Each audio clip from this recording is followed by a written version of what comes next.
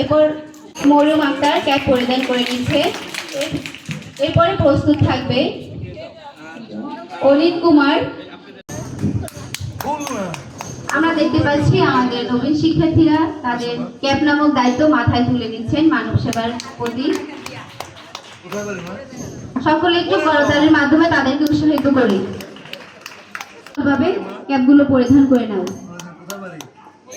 আমরা পবিত্রতার শপথ করছি। একজন মানুষ যদি পবিত্র থাকে তাহলে তার ধর্ম, তার সংস্কৃতি, তার দেশপ্রেম সকল কিছুর সমন্বয়ই হলো তার পবিত্রতা।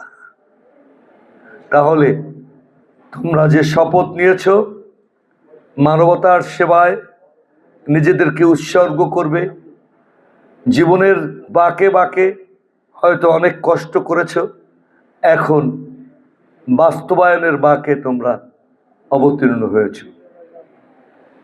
এই সময়টি রবীন্দ্রনাথ যেহেতু 14-12 কথা বলেছে, কিন্তু বিজ্ঞানীরা বলে টিন এজ 13 থেকে 19 এটি একটি ভয়ঙ্কর সময়। মহান আল্লাহ রাব্বুল আলামিন এই সময়টিকে ইবাদত বেশি বেশি কবুল করে। নিশ্চয়ই আমরা ধর্মের সাথে যে যার ধর্মে আছি, এই সময় আমরা সবচেয়ে বেশি ইবাদত করি। আবার সবচেয়ে খারাপ বাঁকে দিকে ধাবিত হওয়ার সবচেয়ে ভালো সময় হলো এখন।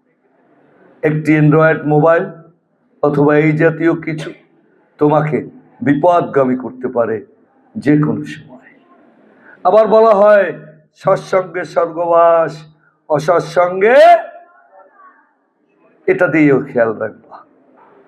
আমাদের শিক্ষার 3টি স্তর। একটি পারিবারিক শিক্ষা, যেটা শেষ করে আমরা এসেছি পারিপার্শ্বিক শিক্ষায়। আমরা একটা মাথায় পড়িয়ে দিলাম, এটার অন্তর্নিহিত তাৎপর্য কিন্তু অনেক গুরুত্বপূর্ণ। আমাদেরকে প্রথম হচ্ছে আমাদেরকে লেখাপড়া করতে হবে, শিখতে হবে, বুঝতে হবে, জানতে হবে। আমাদের একাডেমিক নলেজটা ভালোভাবে নিতে হবে, এখানে কোনো ফাঁকিবাজি করা যাবে না। তোমরা তোমাদের ক্লাসে তোমাদের শিক্ষক, সম্মানিত শিক্ষক যারা আছেন, তাদের যে কথাগুলি সেইগুলি সেই অনুযায়ী লেখাপড়া করবে। পাশাপাশি যে সেবার বিষয়টা, সেবা কিন্তু সকলের ভাগ্যে সেবা করার সুযোগ আসে না, এবং আল্লাহ সবাইকে সেই সুযোগটাও দেয় না। আমরা যারা এই চিকিৎসা পেশার সাথে জড়িত আছি, আমাদের সেই সুযোগটা আল্লাহ তাআলা আমাদেরকে দিয়েছেন, তোমাদেরকেও দিয়েছেন। আমরা আশা করি তোমরা সেই ফ্লোরেন্স নাইটিঙ্গেল যেভাবে মানব সেবার মাধ্যমে